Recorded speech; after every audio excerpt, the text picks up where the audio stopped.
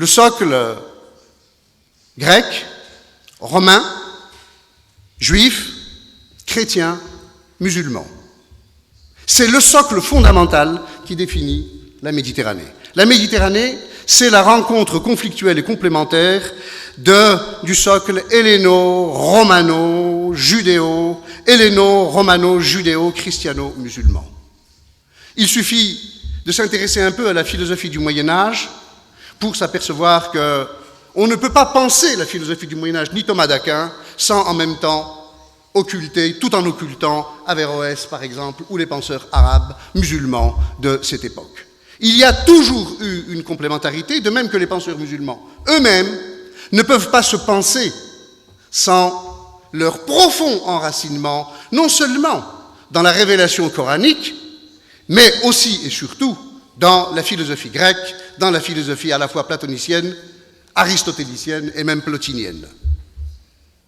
Donc, il y a toujours eu en réalité ce tronc commun qu'aucune lecture de l'espace méditerranéen en termes de séparation radicale, à la manière par exemple de Henri Pirenne dans son livre sur Mahomet et Charlemagne, qui d'ailleurs visait plus à justifier la colonisation qu'à donner une clé de lecture de la Méditerranée.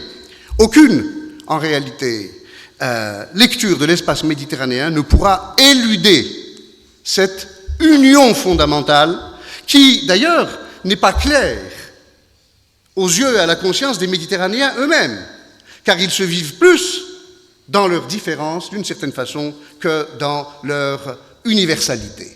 Ce qui constitue l'universalité de la culture méditerranéenne, c'est ça, c'est ce tronc commun, c'est ce fond.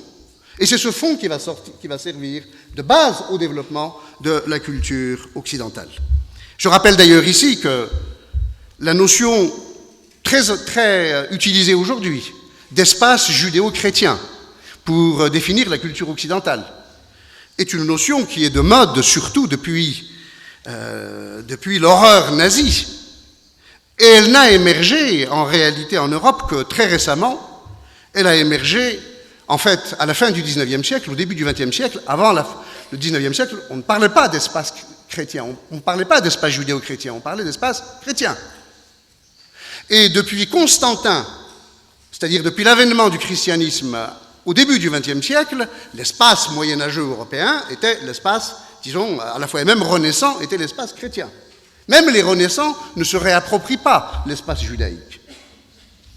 Ils vont se le réapproprier à travers la philosophie musulmane, à travers l'école de Cordoue, à travers, qui va ensuite, vous le savez tous, et s'aimer en quelque sorte, à la fois en France, mais surtout en Italie, à travers l'école de Padoue. Et c'est à partir de là que se reconstitue cette identité judéo-chrétienne, mais qui est une postulation a posteriori.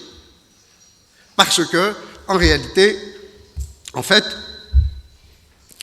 parce que, là aussi, dans le domaine des identités, les deux rives de la Méditerranée se sont construites dans leur différence, dans leur opposition, plus que dans leur universalité, dans leur rencontre. C'est, je crois, Jacques Le Goff, le grand historien français, qui disait au Moyen-Âge, l'islam, c'est l'ennemi intime.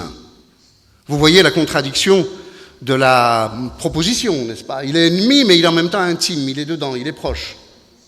Donc, il y a toujours eu cette relation de complémentarité conflictuelle. Je souscris tout à fait à ce que dit le grand penseur tunisien Hichem Jaïd, quand Hichem Jaïd dit que le patrimoine des Arabes et musulmans, dit-il, est axé sur deux piliers, le pôle religieux qui s'inscrit dans la tradition sémitique occidentale monothéiste et le pôle philosophique grec de Platon à Aristote et Plotin.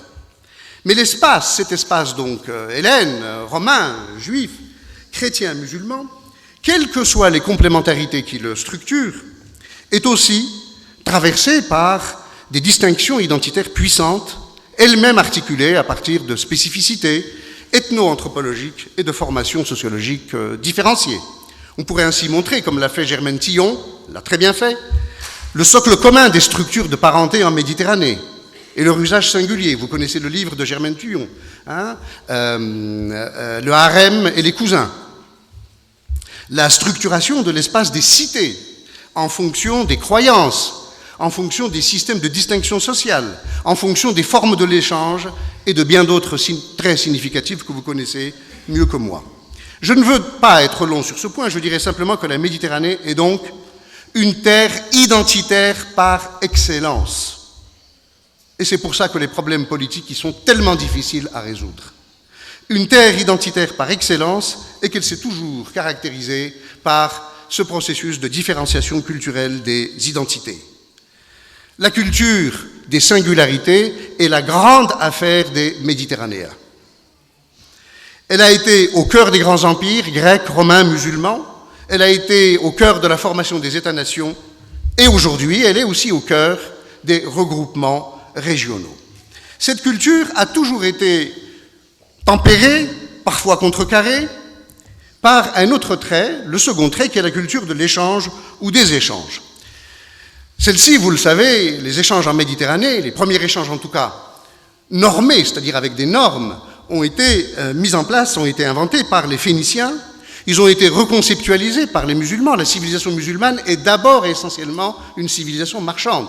Une civilisation d'abord de marchands guerriers, puis ensuite de marchands, tout simplement au sens propre du terme.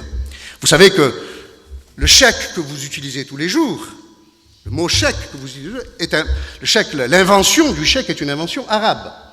En Syrie, au Moyen-Âge, lorsque l'on voulait porter une valeur sans lui donner un contenu, c'est-à-dire lorsque vous voulez transmettre de l'or sans mettre de l'or parce qu'on ne pouvait pas le faire, eh bien on prenait le aman du chèque, c'est-à-dire on prenait la confiance, le chèque donnait son aman, donnait sa confiance, et on allait dans un autre endroit, on disait « j'ai le chèque ».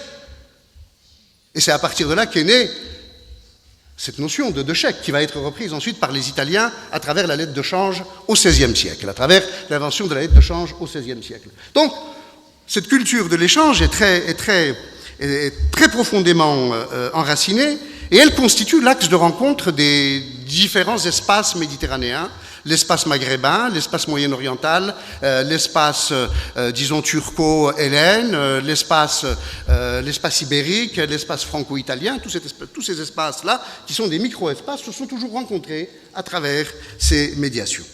Cette culture de l'échange implique des relations nécessaires, une ouverture mutuelle, une tolérance structurelle, des solidarités d'intérêt. Schématiquement, donc, on peut dire que la Méditerranée, c'est l'entrelacement d'une culture des identités et d'une culture des échanges. Cet entrelacement constitue l'ère culturelle méditerranéenne, toujours en équilibre instable, et ce qui caractérise la période actuelle, c'est que cet entrelacement est très profondément déstabilisé par l'histoire récente, liée à la décolonisation, mais aussi et surtout, depuis début des années 80, par la mondialisation, par la globalisation, qui a des effets directs sur les rapports entre les populations et qu'on ne doit pas sous-estimer si on veut comprendre ce qui se passe. Parce que sur cette structure historico-culturelle, qui constitue donc le soubassement de la civilisation méditerranéenne moderne, affleure ce que l'on pourrait appeler la réalité économico-politique